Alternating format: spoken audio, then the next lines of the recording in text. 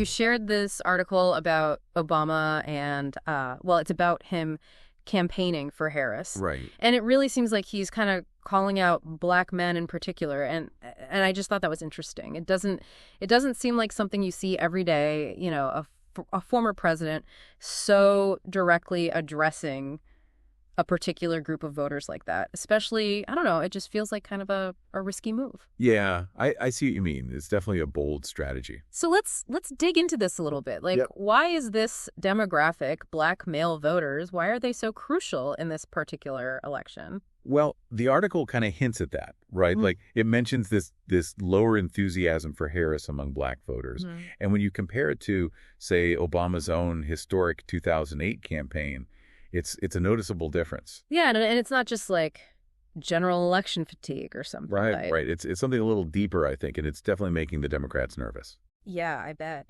Especially with how important the black vote is in those key swing states. The article mentioned Pennsylvania specifically and how crucial that is for a Democratic win. And there was something in there about how, like, Harris's support is even lagging behind Biden's 2020 numbers. And with this demographic, it's like, no wonder they're bringing out, you know, the big guns. It's like they're really hoping that Obama's popularity, which, I mean, let's be honest, especially among black voters, it's huge. It's like they're hoping that'll just, like, translate into votes for Harris. Yeah. I mean, using these surrogates, these popular figures like Obama to kind of, I don't know, vouch for a candidate. It's a pretty common tactic. It happens in pretty much every campaign. But Yeah. But this case, I think, is really interesting because Obama's appeal, it goes beyond just policy. You know, it's this sense of trust, a shared history. You know, it's something that a lot of voters really connect with. It's almost like he's not even really advocating for her policies as much as he is for her, like as a leader, someone who gets it, someone who understands. Right, exactly, yeah. Like, trust me, she's got this. Right, exactly. And it's interesting because then you get to that part of the article where Obama's talking about buying diapers, and it's like, what? I mean, it's kind of funny, but what's that got to do with anything? Well, I mean, I think it's more about painting a picture. Okay. You know, it's this very human moment. Yeah. And then you juxtapose that with, well, Trump. Not exactly, you know, hard-hitting political analysis, so it's but memorable. Exactly. And speaking of memorable, there was that part where he addresses, well, basically says that some men might see Trump's behavior towards women as strength. Yeah. And then Obama kind of goes on this whole riff about how real strength is about responsibility, about helping others. It's like he's saying, look, I get it. This whole tough guy act might be appealing to some people, but it's not the real deal. Do you think that's going to resonate, or is that, I don't know, too risky a move? It's definitely a bit of a gamble, right?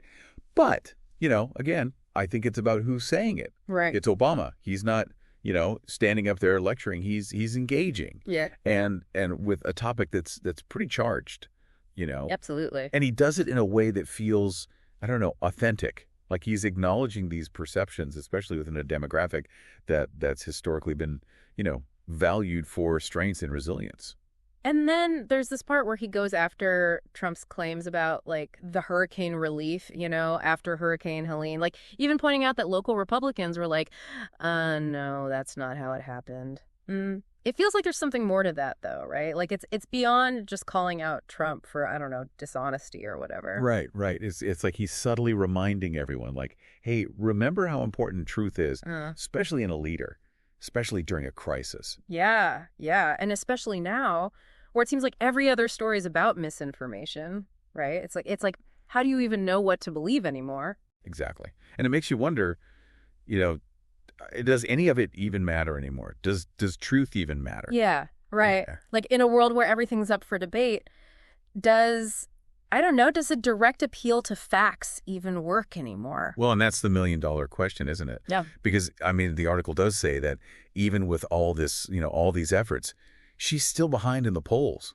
Wow. There's just this feeling out there, you know, like a frustration, a disillusionment that's really, it's palpable. So even if what Obama's saying does resonate, I mean, will it actually matter? Will it make a difference when people actually vote? Which I guess is really what it all comes down to in the end, right? But like, black men aren't the only ones voting, right? So like, what about everyone else? Yeah, no, absolutely. The black male vote is super important for sure, but it is just one piece of the, you know, of the whole like electoral puzzle. And that's what makes it so interesting, I think, because to really understand what's going on, you have to look at all these different demographics. Yeah. and how they, I don't know, like play off of each other, you know? Totally, yeah. It's not like people make their decisions in a vacuum or anything. Like, we all have our own, lived experiences and stuff. Exactly. Yeah. And in this election, I mean, this one's, it's a big one, right? So understanding like the little things, Yeah. the nuances, super important. Yeah, for sure. Because we can't just be looking at these groups separately. We have to, we have to think about how they overlap, where they, I don't know, maybe disagree on things. It's complicated. Yeah, no, totally. And it makes me think about, the article focuses so much on Black men, but what about Black women? Like, they're a huge part of the Democratic base too, right? So are they on board with all this? Like, what are their priorities? That's a really good point. And historically, I mean, Black women, they've always shown up for Democrats, but that doesn't mean they're a monolith either. Like, they have their own reasons, their own priorities. Yeah, and those matter. Absolutely. Yeah. And any campaign that wants to win needs to understand those, needs to make sure those voices are being heard, It's kind of like a giant chess game or something, Oh, yeah. where every move you make can totally change the game. You can't just focus on one piece. You have to think about all the other players, all the other pieces on the board, what they're going to do. Exactly. And how they might react to what you're doing, right? Exactly. Because one thing is getting people to say they'll vote for you, but another is actually getting them to the polls, right? Oh, that's a really good point. Turnout. Yeah, turnout, it's huge. Yeah, because it doesn't matter who they say they support if they don't actually vote. Right. And we've talked before about how things like voter ID laws and early voting and all that can have a real impact, especially for, communities that are already facing barriers. Absolutely. Those things can be huge obstacles for people. And then there's, the whole motivation thing too. Like, people have to actually want to vote. Right. You have to give them something to be excited about. Exactly. Okay, so then that makes me think, okay, what about the actual issues? Do certain policies appeal to certain groups more than others? Oh, for sure. Yeah. Like economic anxiety, for example, that's a big one. It can be a huge motivator no matter what party you belong to. Oh, for sure. But how that anxiety shows up. Yeah. And what people want to do about it. That could be really different depending on, where you live, how much money you make, your job, all of that. Totally. So someone who's, worried about their factory closing down in a small town, that's going to hit different than a tech worker in Silicon Valley, even if they're both worried about the economy in general. Exactly. And campaigns have to, they have to be aware of that. Oh, okay. So it's more than just crafting a message that sounds good. It's who are you saying it to? Exactly. Yeah. It's so interesting because it really speaks to how difficult it is to build a winning coalition, It's you need a message that speaks to everyone, but also speaks to individual groups at the same time. And that is the challenge, isn't it? Right. How do you do that? Because you got to energize your base, obviously. Right. But you don't want to alienate anyone who might be on the fence, It's a delicate balance. For sure. And it takes it takes knowing a lot about what makes people tick. What keeps them up at night, what gets them fired up and ready to go. It's kind of wild when you think about it. All this strategizing, all these different factors, it's a lot. Oh, yeah. Campaigns they're these well-oiled machines, when they're working. Right. And even then, there's no guarantee. Exactly. Which I guess is kind of the point, right? Every vote matters. Every voice. So going back to the article, it seems maybe the big takeaway here is even with all of Obama's charisma, all of his political capital, I guess you'd call it, it's still not a sure thing, right? Even he can't just snap his fingers and get people to the polls. It's true.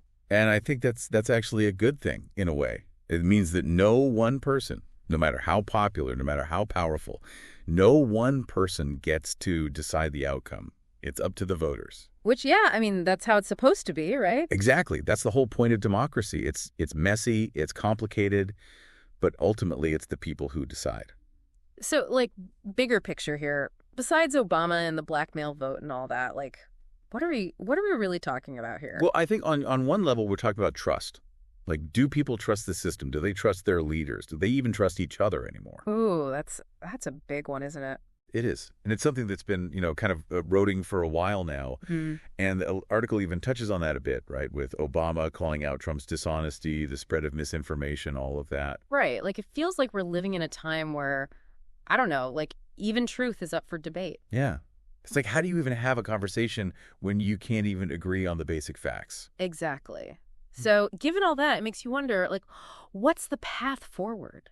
That is the question, isn't it? Yeah. And unfortunately, I don't have all the answers. But I do think like a good first step is just acknowledging the problem, recognizing that this is like a really critical moment. We can't just keep doing things the way we've always done them and expect different results. So what, we just like throw up our hands and give up? No, not at all.